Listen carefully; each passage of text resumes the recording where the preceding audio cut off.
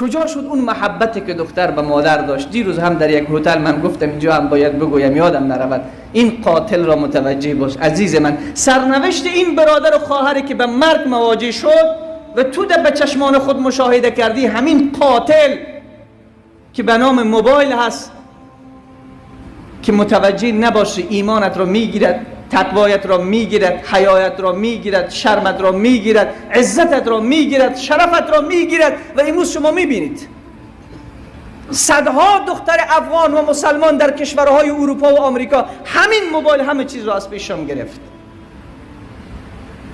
با آواز بلند میشم حقیقت دارد یا نه؟ امروز تو را خدا به خدا این جوان از ایران همین چند ساعت پیش به من زد در تماس کشید، از مطالعه کردن مرا برش گفتم چی میگی جوان؟ گفت من 15 سال سن دارم. گفتم درد چی است؟ گفت من خود ارضایی کرده جان برای من نمونده. 15 سال سن دارد. گفتم از کجا نشأت میکنه؟ گفت این فیلم ها را که تماشا میکنم کنترل خود از دست میدم.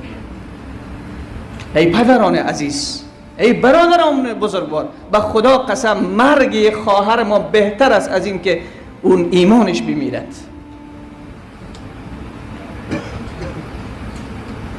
اگر به جراحی برده شود خیلی آسان تر است از این که حیای خواهر از پیشش گرفته شود، شرم خواهر از پیشش گرفته شود.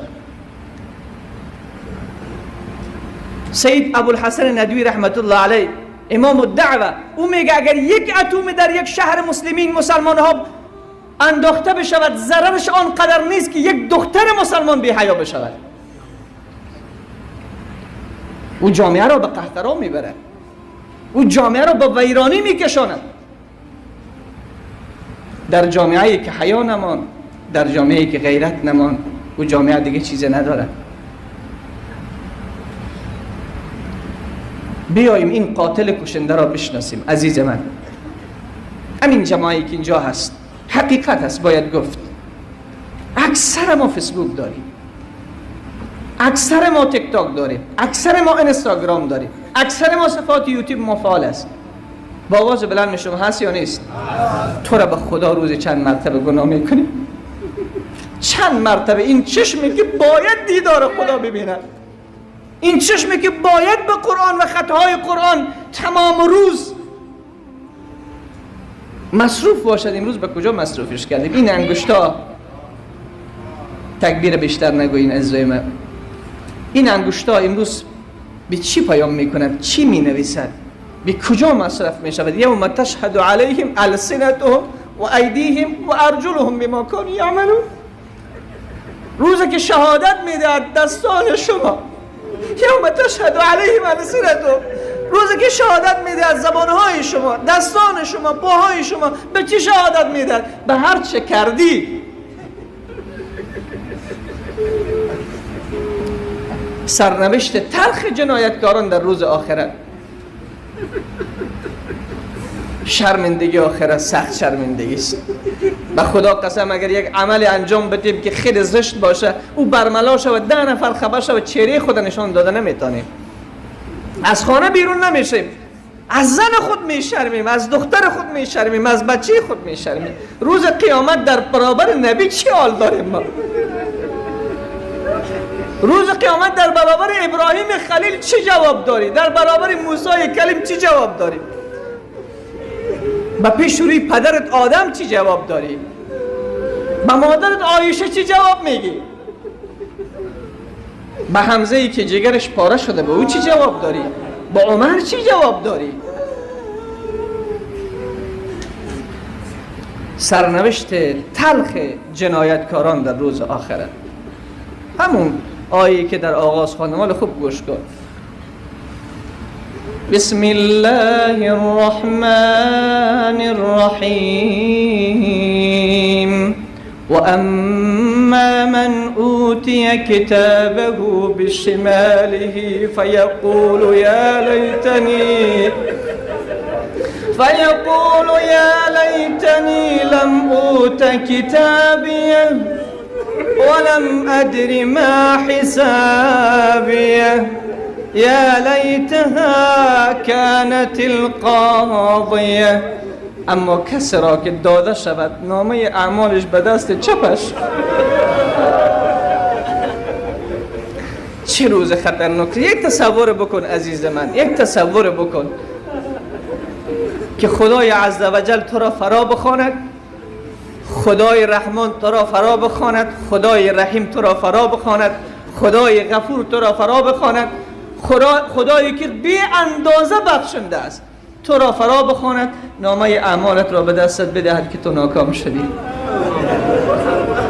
ای بنده، با این همه رحمت من تو ناکامی. من خیلی خدایی کردم ولی تو بندگی نکردی. من خیلی ستاری کردم اما تو حیا نکردی. من خیلی غفاری کردم اما تو دست برزار نبودی. اون نامه اعمال به دست چپت داده شود. تصور بکن، ایره پیش پدر میبری، ایره پیش مادر میبری، پیش بچه میبری. اکرمه میفرماید رضی الله تعالی عنه روز قیامت پدر را الله حاضر میکنه. وقتی نامه اعمالش وزن میشه، پدر چند تا حسنه کمبود داره، میگه دوان میره پیش بچهش. برای بچهش میگه که بچه‌م من در دنیا چطور یک پدر برای تو بودم؟ میگه پدر جان پدر خیلی خوبی بودی، خیلی با من زحمت کردی، تلاش کردی. بسیار توصیف میکنه پدرش. میگه بچه من یک خواسته دارم امروز. میگه چیست پدر جان؟ میگه یک چند تا حسنه خو از نامه اعمالت به ما بده. میگه بچه به پدر سعی میکنه، میگه پدر امو غمی که تو داری من هم دارم، امو درد که تو داری من هم دارم، چیزی در نامه اعمال خودم نیست. چی بتون به تو؟ یک چند تا حسنه دارم کار خودم است نمیشه. یوم یفر المرء من اخی. چی معنا داره این آیه؟ میگه پیش زنش میره، برای زنش میگه من چطور یک شوهر بودم؟ میگه تو بسیار شوهر خوب بودی، خوب غذا آوردی، خوب لباس آوردی، خوب مرا دوست داشتی. میگه یک چند تا حسنه بده، میگه نمیشه. او چیزی که تو را ترسانده مرا هم ترسانده است. کسی هست که از مرگ خوشش بیاید؟